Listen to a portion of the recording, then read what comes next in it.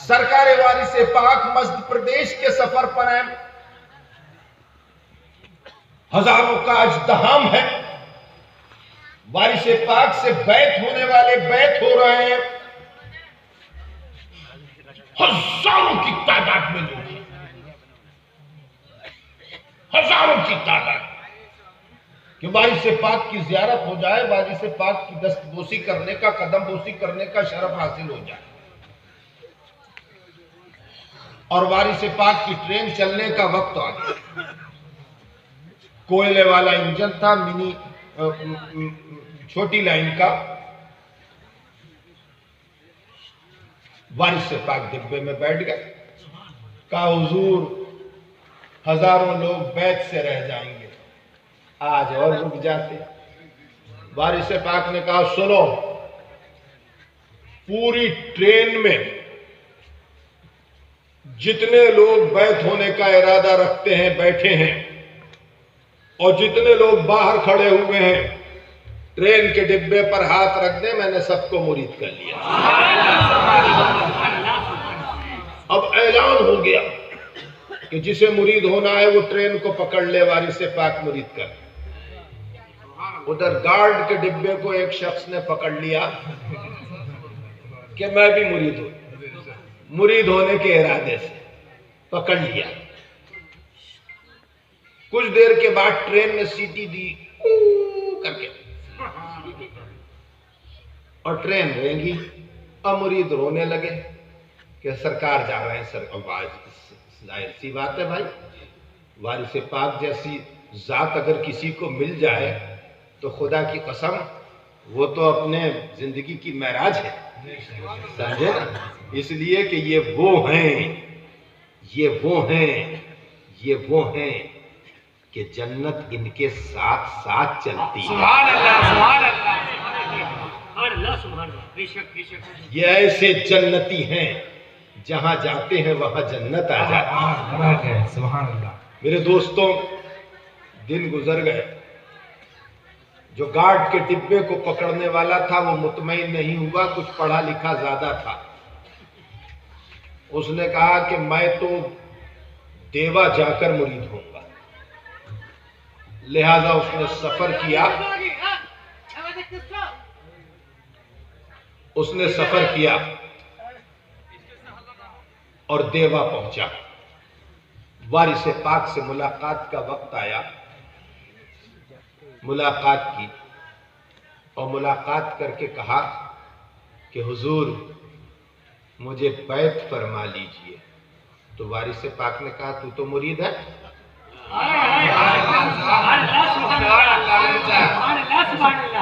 तो कहा सरकार मैं मुरीद नहीं हूं, मैं तो मुरीद होने के लिए आया हूं। तो कहा क्या गार्ड के डिब्बे को पकड़कर खड़ा नहीं हुआ था?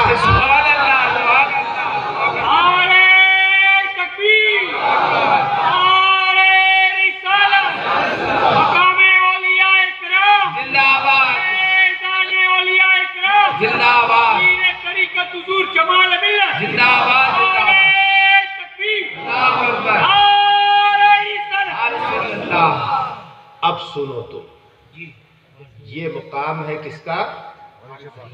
किसका? सब लोग वारिस पाक का नाम, खुदा की कसम ये नाम भी वजीफा है। किसका? वारिस पाक का ये मुकाम है। अब यही वारिस पाक बरेली शरीफ तशरीफ लाए। एक मुकाम है जिसे नाला कहा जाता है, वहां वारिस पाक का कयाम। आला हजरत इमाम अहले सुन्नत मुजद्दिद दीन व मिल्लत फाजिल बरेलवी रदी अल्लाह ताला अन्हु की हयात ज़ाहिरी का ज़माना है। आला हजरत को इत्तिला मिली कि वारिस पाक लखनऊ से चलकर बरेली शरीफ तशरीफ लाए हैं। आला हजरत इमाम अहले सुन्नत ने इरशाद फरमाया कि मैं वारिस पाक से मुलाकात करने के लिए जाऊंगा। आला हजरत के खुलफा, आला हजरत के शहजादगान और आला हजरत के मुरीदीन मुतवस्सिलीन मोतक़िदीन ने कहा कि सरकार آپ تشریف لے جائیں گے تو ہم بھی آپ کے ہمراہ وارث پاک کی زیارت کے لیے چلیں گے۔ اعلیٰ حضرت نے کہا ٹھیک ہے۔ عصر کی نماز کے بعد اعلیٰ حضرت کو وقت ملتا تھا مولانا مجاہد القادری، ورنہ 24 گھنٹے اعلیٰ حضرت مشغول رہا کرتے تھے، اپنے قلم کو جنبش دیتے رہتے تھے، فتویٰ نویسی کرتے تھے اعلیٰ حضرت، اور صرف عصر سے مغرب تک اعلیٰ حضرت عوام الناس یا خواص سے ملا کرتے تھے۔ لہذا اسی مخصوص وقت میں اعلیٰ حضرت امام اہل سنت نے ارشاد فرمایا کہ میں عصر کی نماز کے بعد جاؤں گا وارث پاک سے ملاقات کرنے کے لیے۔ اب اعلیٰ حضرت چلے، اور جب اعلیٰ حضرت چلے تو خدا کی قسم کیا منظر ہوگا، کیا منظر ہوگا۔ اس منظر کو انشاءاللہ ہم حشر کے میدان میں دیکھیں گے۔ ہمارا امام آگے ہوگا اور ہم سب پیچھے ہوں گے، ہم سب پیچھے ہوں گے۔ ہم سے جب پوچھا جائے گا کوئی سوال تو کوئی بھی جواب مت دینا۔ آج میں آپ کو بتا دیتا ہوں، سمجھے؟ حشر کے میدان میں سب گونگے بن جانا۔ بات سمجھ میں آئی نا؟ حشر کے میدان میں سب گونگے بن جانا۔ جب کوئی تم سے کچھ سوال کرے تو یہ اشارہ کر دینا اعلیٰ حضرت کی طرف۔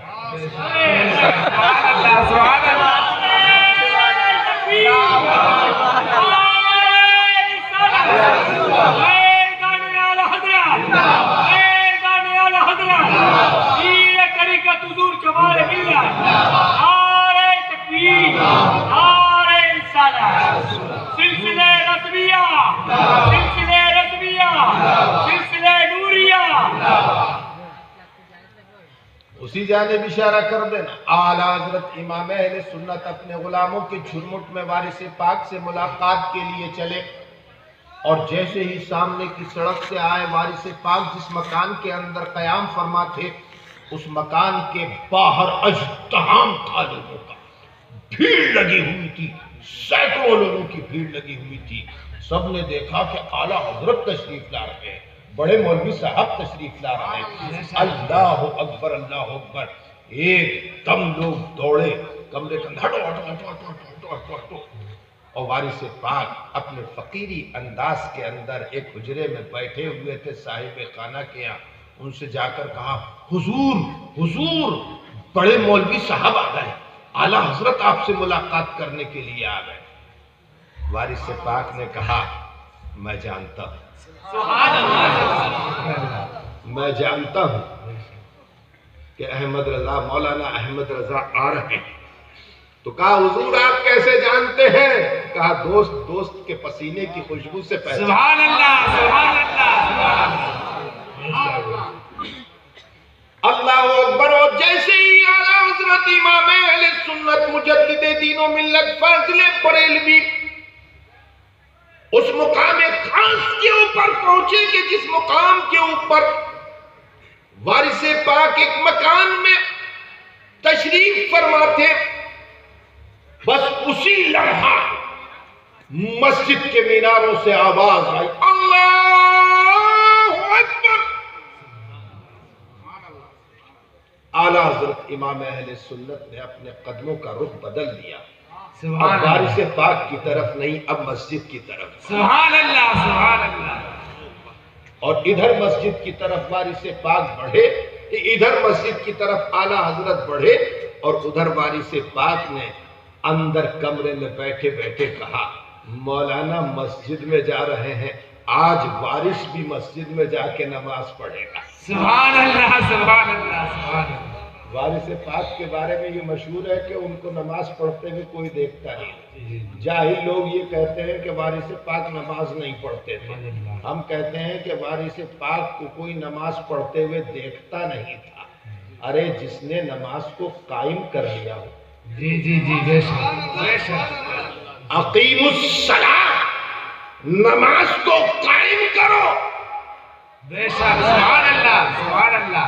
وارث پاک نماز کو قائم فرما چکے تھے، وہ ایسی روحانیت کے علم بردار تھے کہ مریدوں میں رہ کر مریدوں کو نظر آیا کرتے تھے اور ان کی جبیں ہر وقت سجدے میں رہا کرتی تھی۔ سبحان اللہ، نعرہ تکبیر، نعرہ رسالت، زندہ آباد، زندہ آباد، زندہ آباد۔ آج بارش بھی مسجد میں نماز پڑھے گا، لہذا اٹھ کر کھڑے ہوئے اور گھر کے باہر نکلے۔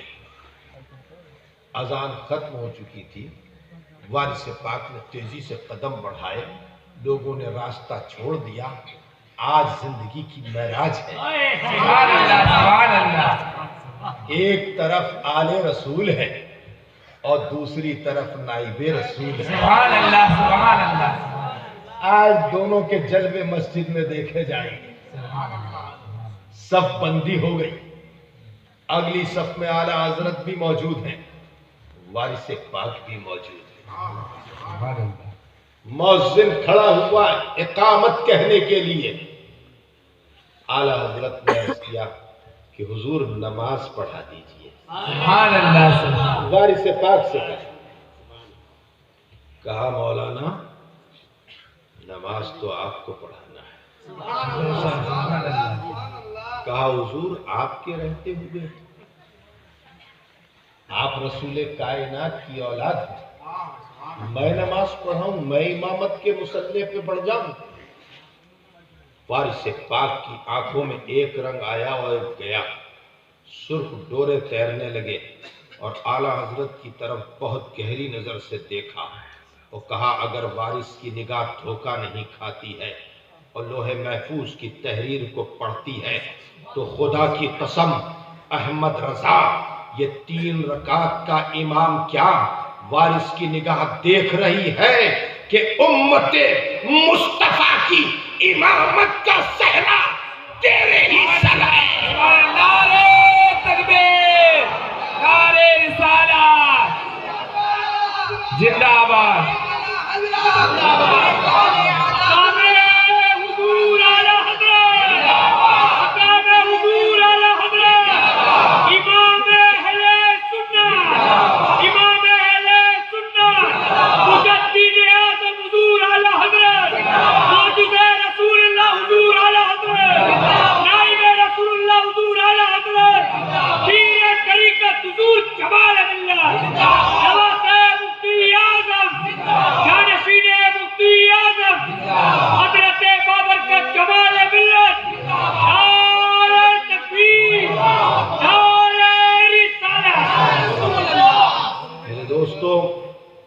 کہنے کو بہت کچھ ہے، 2 بج گئے ہیں، ہماری جماعت کے ذمہ دار علماء موجود ہیں، ابھی آپ کو میرے برادر طریقت کا خطاب بھی سننا ہے، سمجھے نا؟ اور میرے ابھی پہنچنا ہے مجھے کلکتہ تک، سمجھے؟ لہٰذا انشاءاللہ تبارک و تعالیٰ آپ لوگ بیٹھے رہیے اور جو ہے ابھی سلسلہ جلسے کا جاری رہے گا، اور اس سے پہلے جانے سے پہلے میں چاہتا ہوں کہ کچھ آپ لوگوں کو دیتا جاؤں، لہٰذا یہ میرے پاس میرا لکھا ہوا ایک خاص تعویذ ہے، سمجھے نا؟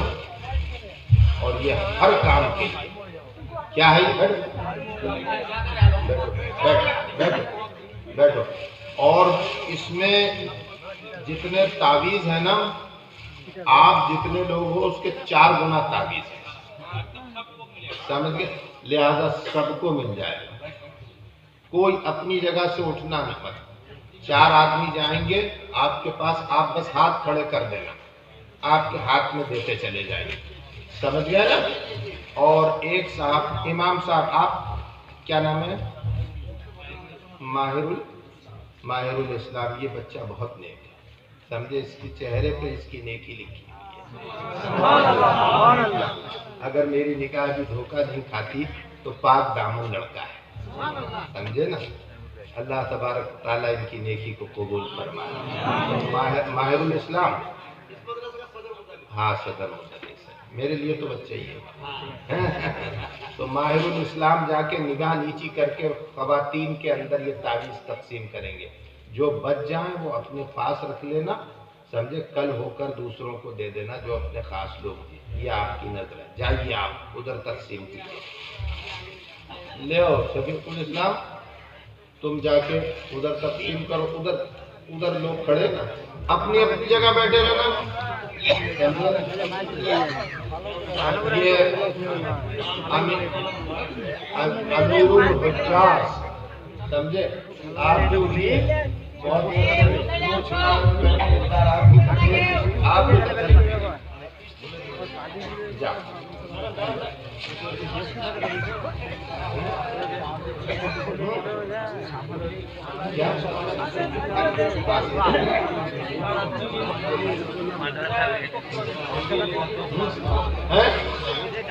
ہاں اسٹیج پہ آپ ہی بات.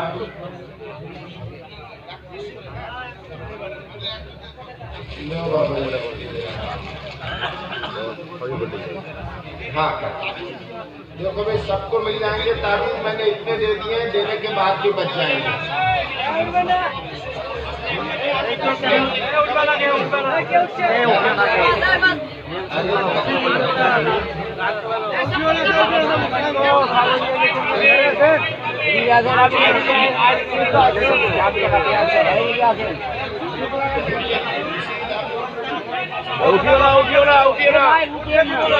¿Qué pedazo se buscaba?